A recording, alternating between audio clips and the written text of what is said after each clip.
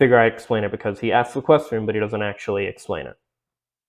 When looking at debate bros is their takes. Sometimes their takes are so bizarre that they make no sense whatsoever. For example, this video where Xanderhal clickbaits you into all hell with the title, "My Controversial Take on Platforming Joe Rogan." His hot take is that Joe Rogan is an irresponsible platformer, but shouldn't lose his platform because he's a good interviewer. Now, for a start, Joe Rogan is not a good interviewer. He's a stoner that sits there and goes, "Hey, you ever seen a chimp pilot a jet on DMT?" And if he's irresponsible at platforming people, why then should he keep his platform? I think one of the funniest... So, I've only seen a handful of Joe Rogan's work, actually. But I will say, from everything I have seen, yes, he is a good interviewer. I saw his interview with Bob Saget. I saw his interview with Trevor Moore of Whitest Kid You Know fame. Ironic that those are both two amazing comedians who have passed recently. Sad.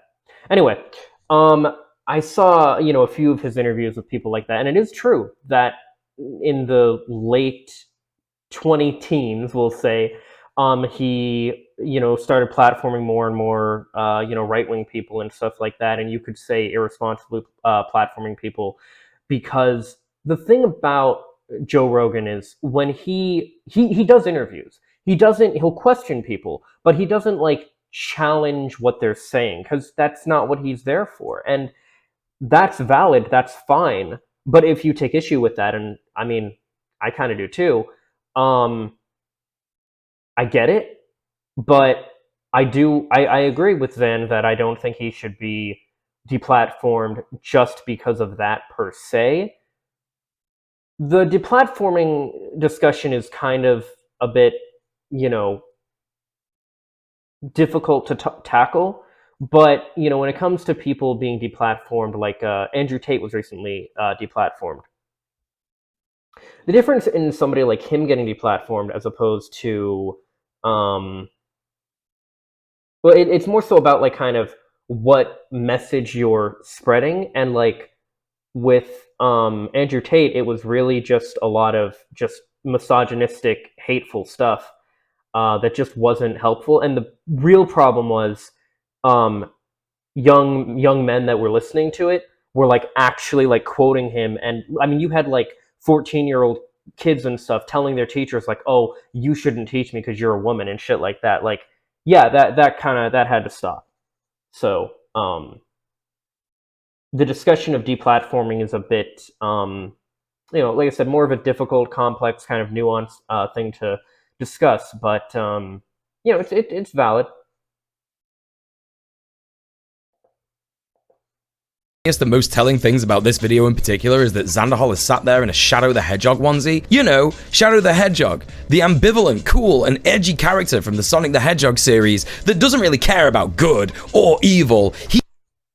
He's too cool for that shit. Well, all right. You know what? I'll let him finish this sentence first.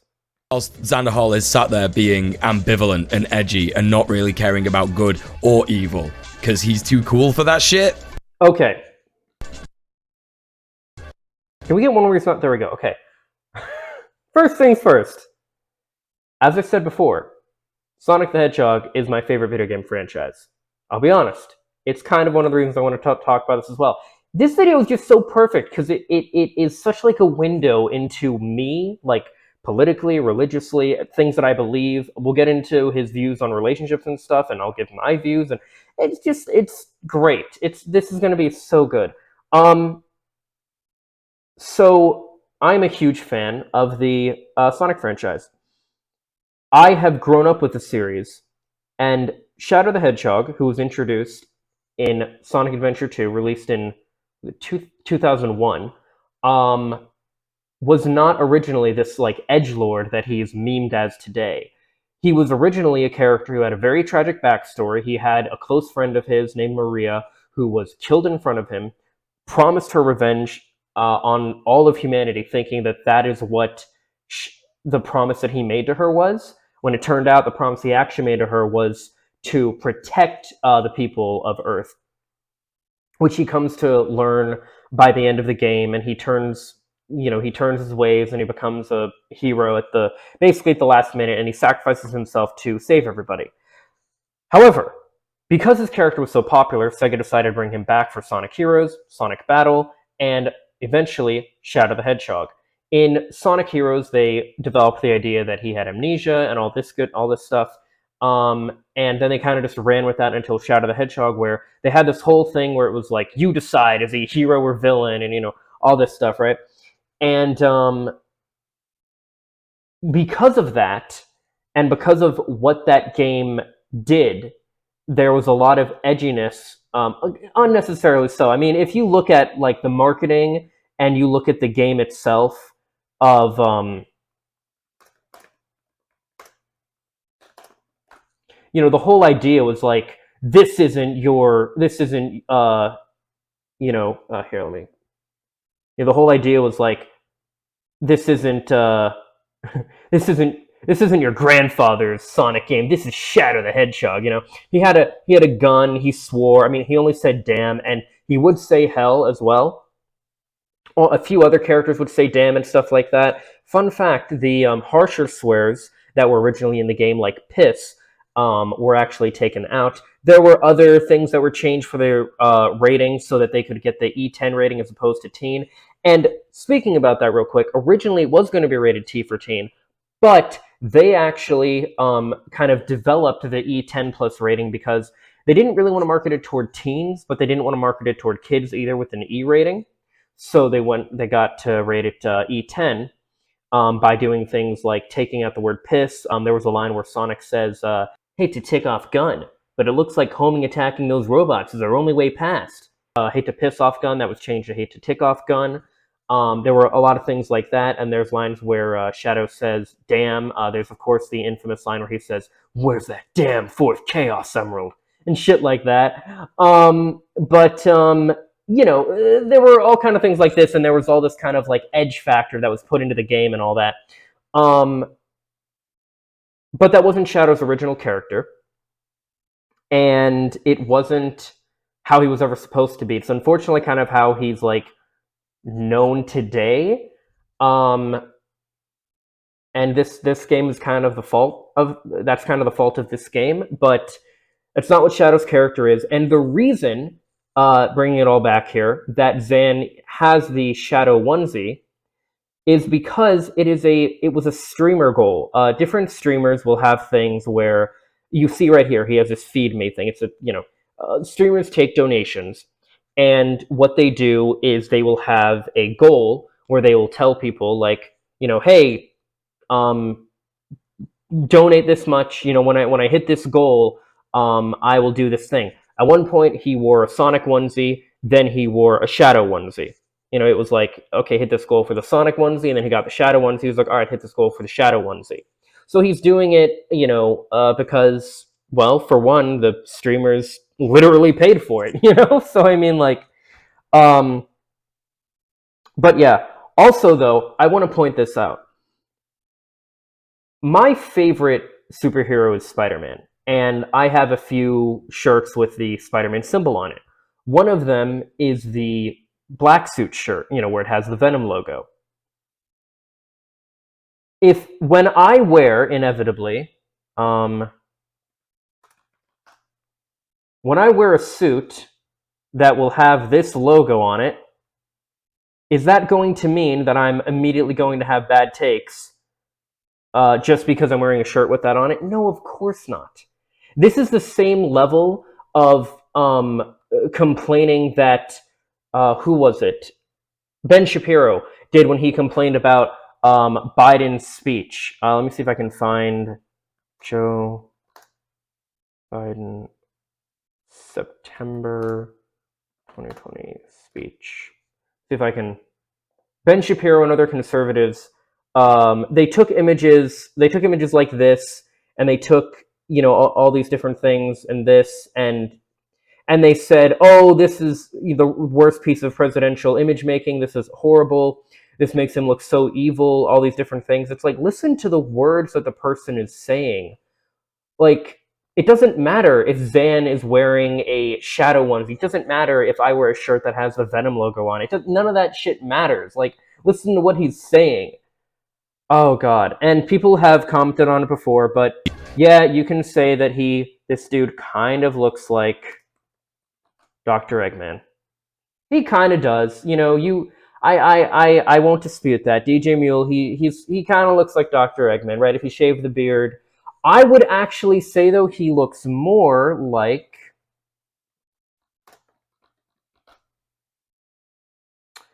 Dr. Gerald Robotnik, which bringing it back to Sonic Adventure 2, he debuted in Sonic Adventure 2.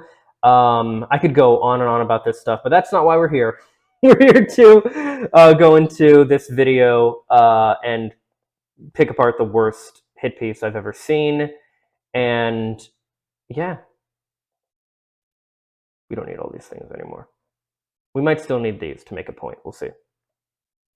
But anyway, I think he looks more like Robotnik or Gerald Robotnik than he does, Dr.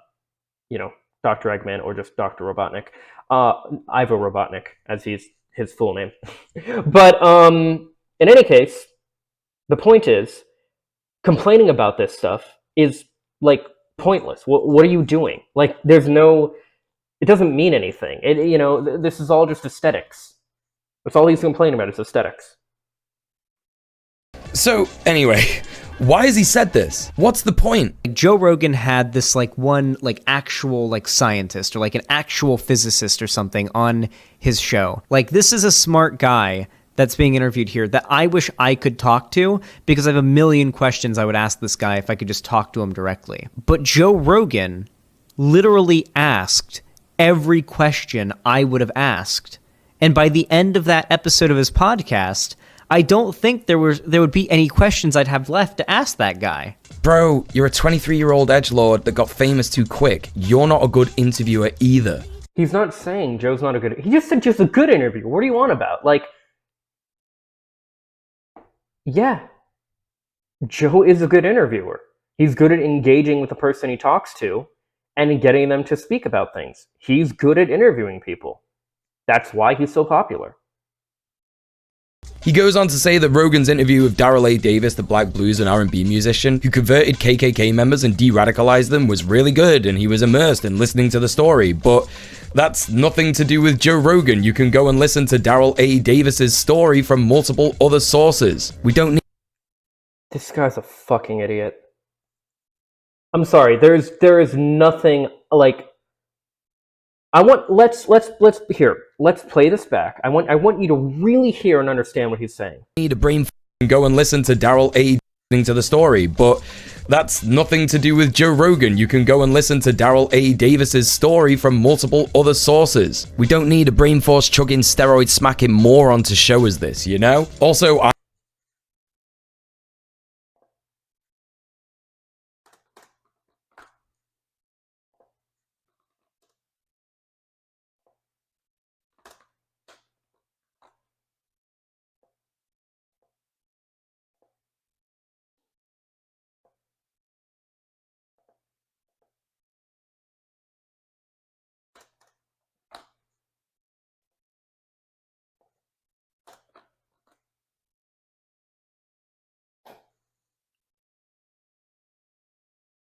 Okay, so Joe Rogan, the search trend seems to have gone down pretty frequently here. But I want to point this... Oh, look at that. There's not even anything that comes up for Daryl A. Davis.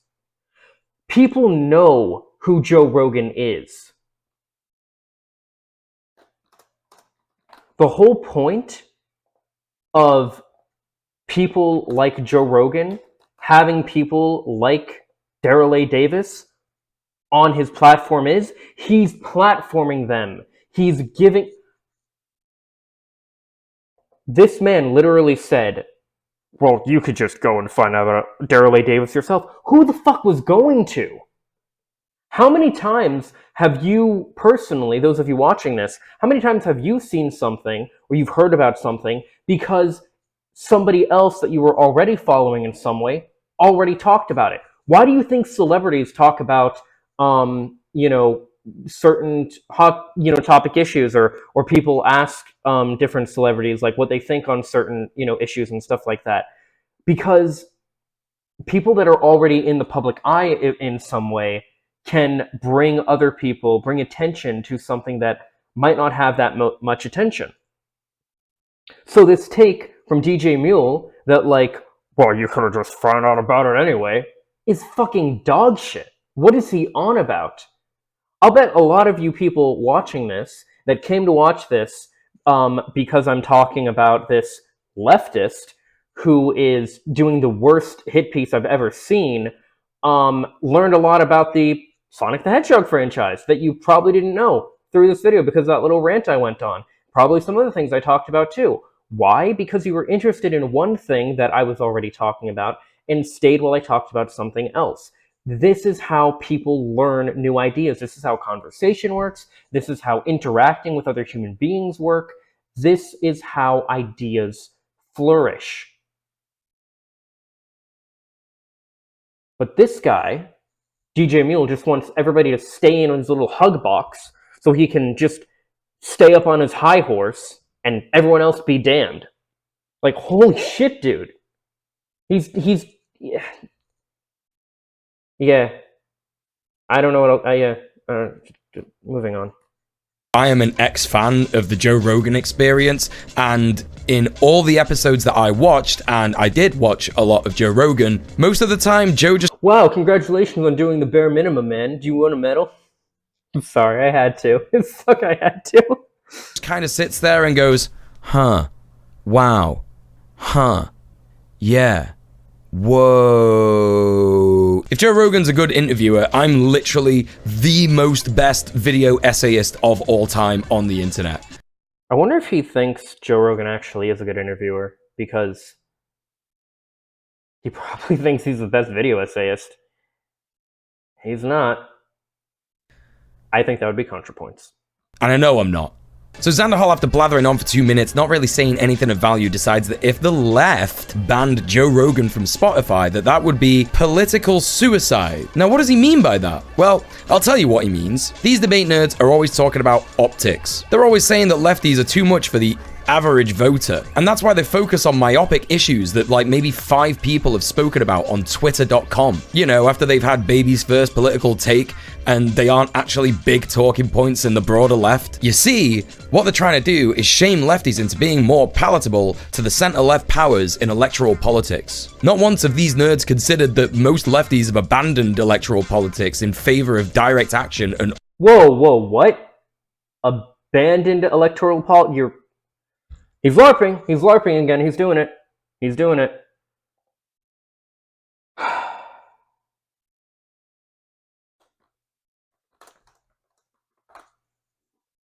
There is a subreddit of anti-work, which actually has some pretty good ideas, we'll say, as far as, you know, not working, kind of encouraging people to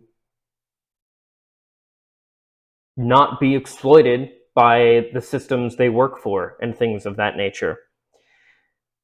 I'm going to show a really good example as to how important optics are.